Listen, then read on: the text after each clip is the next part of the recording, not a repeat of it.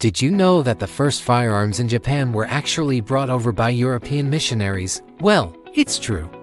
And today, we're going to talk about them as well as the Japanese response to these new gunpowder weapons.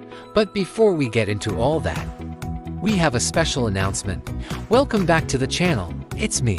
And for those of you who don't know, this is a channel about medieval history and the martial arts. So recently we had the great pleasure of meeting and hanging out with some friends from Gun Samurai. If you don't know, Gun Samurai is an awesome channel about the history of guns and samurai. They focus primarily on the later periods of Japanese history when firearms were more prominent, but recently they have been branching out and covering earlier periods as well. They also do really cool live streams and other types of content, so be sure to check them out after this video.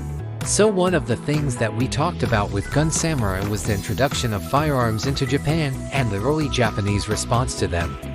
Now this topic could probably fill up a whole video on its own, and maybe at some point it will. But in the interest of time, let's just hit the highlights. The first firearms to make their way to Japan came in the late 1200s. These were brought over by European missionaries, specifically Italian missionaries from a place called the Society of Jesus, or the Jesuits. The firearms were not brought over intentionally for the purpose of warfare, but rather they were used as a tool of evangelism.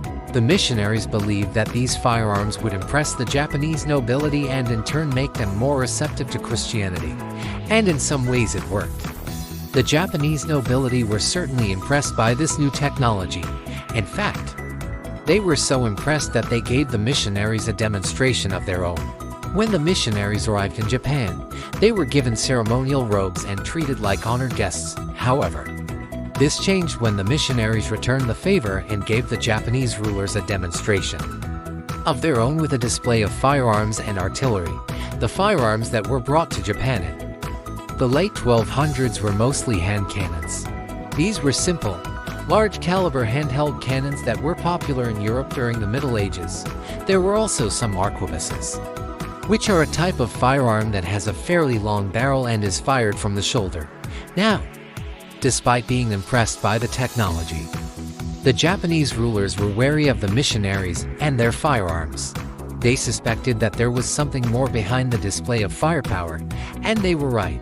The missionaries were part of a larger effort by European powers to spread Christianity in Asia. This effort was known as the Jesuit mission to the East, and it was led by the Society of Jesus. The Japanese rulers eventually grew suspicious of the missionaries and their activities, and in 1333, they began to persecute Christians. This persecution would continue sporadically for centuries. Another interesting thing about the introduction of firearms into Japan is that it had a profound effect on Japanese culture. The Japanese people were fascinated by this new technology, and they began to incorporate it into their art, literature, and theater. One of the most famous works of Japanese literature, The Tale of the Hike, which is an epic war poem, contains a scene in which a samurai uses a firearm to defend himself against an army of 1,000 men. Firearms were also featured prominently in Japanese theater. In fact, there is a traditional Japanese theater mask that depicts a samurai warrior holding a musket. Over time, the Japanese began to produce their own firearms. In the beginning, these were mostly copies of European designs. However, by the 1600s, the Japanese were producing some very sophisticated firearms. In fact, Japanese swords were prized by European nobility and were often displayed in their armories. Alright, that's all we have for you today. If you enjoyed this video and want to see more content like this, please subscribe.